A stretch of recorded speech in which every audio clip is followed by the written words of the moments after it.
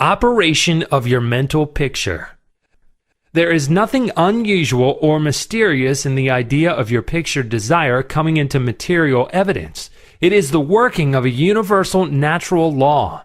The world was projected by the self-contemplation of the universal mind, and this same action is taking place in its individualized branch, which is the mind of man. Everything in the whole world has its beginning in mind, and comes into existence in exactly the same manner from the hat on your head to the boots on your feet.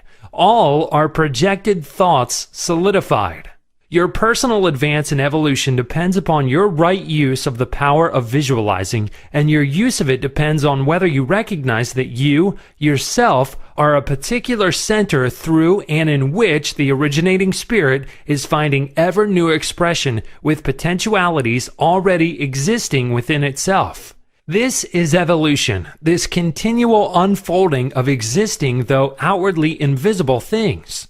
Your mental picture is the force of attraction that evolves and combines the originating substance into specific shape.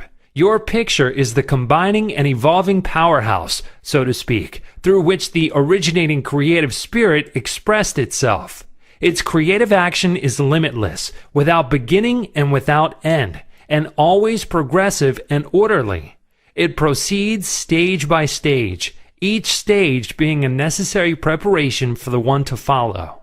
Now let us see if we can get an idea of the different stages by which the things in the world have come to be. If we can get at the working principle which is producing these results, we can very quickly and easily give it personal application. First, we find that the thought of originating life or spirit about itself is its simple awareness of its own being, and this produced a primary ether, a universal substance out of which everything in the world must grow. Though this awareness of being is a necessary foundation for any further possibilities, it is not much to talk about. It is the same with individualized spirit, which is yourself. Before you would entertain the idea of making a mental picture of your desire as being at all practical, you must have some idea of your being, of your I am. And just as soon as you are conscious of your I amness, you begin to wish to enjoy the freedom which this consciousness suggests. You want to do more and be more, and as you fulfill this desire within yourself, localized spirit begins conscious activities in you. The thing you are most concerned with is the specific action of the creative spirit of life, universal mind specialized. The localized God gem in you is your personality, your individuality, and since the joy of absolute freedom is the inherent nature of this God germ, it is natural that it should endeavor to enjoy itself through its specific center. And as you grow in the comprehension that your being, your individuality, is God particularizing himself, you naturally develop divine tendencies. You want to enjoy life and liberty. You want freedom in your affairs as well as in your consciousness, and it is natural that you should. Always with this progressive wish, there is a faint thought picture. As your wish and your recognition grow into an intense desire, this desire becomes a clear mental picture. For example, a young lady studying music wishes she had a piano in order to practice at home. She wants the piano so much that she can mentally see it in one of the rooms. She holds the picture of the piano and indulges in the mental reflection of the pleasure and advantage it will be to have the piano in the corner of the living room. One day, she finds it there, just as she had pictured it. As you grow in understanding as to who you are, where you came from, and what the purpose of your being is, how you are to fulfill the purpose for which you are intended, you will more and more afford a center through which the creative spirit of life can enjoy itself. And you will realize that there can be but one creative process filling all space, which is the same in its potentiality, whether universal or individual. Furthermore, all that there is, whether on the plane of the visible or invisible, had its origin in the localized action of thought or a mental picture. And this includes yourself, because you are a universal spirit localized, and the same creative action is taking place through you.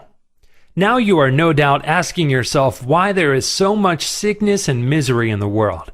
If the same power and intelligence which brought the world into existence is in operation in the mind of man, why does it not manifest itself as strength, joy, health, and plenty? If one can have one's desire fulfilled by simply making a mental picture of that desire, holding on to it with the will, and doing without anxiety on the outward plane whatever seems necessary to bring the desire into fulfillment, then there seems no reason for the existence of sickness and poverty. Surely no one desires either. The first reason is that few persons will take the trouble to inquire into the working principle of the laws of life. If they did, they would soon convince themselves that there is no necessity for the sickness and poverty that we see about us. They would realize that visualizing is a principle and not a fallacy. There are a few who have found it worthwhile to study this simple, though absolutely unfailing law that will deliver them from bondage. However, the race as a whole is not willing to give the time required for this study. It is either too simple or too difficult. They may make a picture of their desire with some little understanding of visualizing for a day or two, but more frequently it is for an hour or so. But if you will insist upon mentally seeing yourself surrounded by things and conditions as you wish them to be, you will understand that the creative energy sends its plastic substance in the direction indicated by the tendency of your thoughts. Herein lies the advantage of holding your thought in the form of a mental picture. The more enthusiasm and faith you are able to put into your picture, the more quickly it will come into visible form, and your enthusiasm is increased by keeping your desire secret. The moment you speak it to any living soul, that moment your power is weakened. Your power, your magnet of attraction is not so strong and consequently cannot reach so far. The more perfectly a secret between your mind and outer self is guarded, the more vitality you give your power of attraction. One tells one's troubles to weaken them, to get them off one's mind, and when a thought is given out, its power is dissipated. Talk it over with yourself and even write it down, and at once destroy the paper. However, this does not mean that you should strenuously endeavor to compel the power to work out your picture on the special lines that you think it should. That method would soon exhaust you and hinder the fulfillment of your purpose. A wealthy relative need not necessarily die or someone lose a fortune on the street to materialize the $10,000 that you are mentally picturing. One of the doormen in the building in which I live heard much of the mental picturing of desires from visitors passing out of my rooms. The average desire was for $500. He considered that $5 was more in his line and began to visualize it, without the slightest idea of where or how he was to get it. My parrot flew out of the window, and I telephoned to the men in the courtyard to get it for me. One caught it, and it bit him on the finger. The doorman, who had gloves on and did not fear a similar hurt, took hold of it and brought it up to me. I gave him 5 $1 bills for the service. This sudden reward surprised him. He enthusiastically told me that he had been visualizing for just $5, merely from hearing that others visualized. He was delighted at the unexpected realization of his mental picture. All you have to do is to make such a mental picture of your heart's desire, hold it cheerfully in place with your will, always conscious that the same infinite power which brought the universe into existence brought you into form for the purpose of enjoying itself in and through you.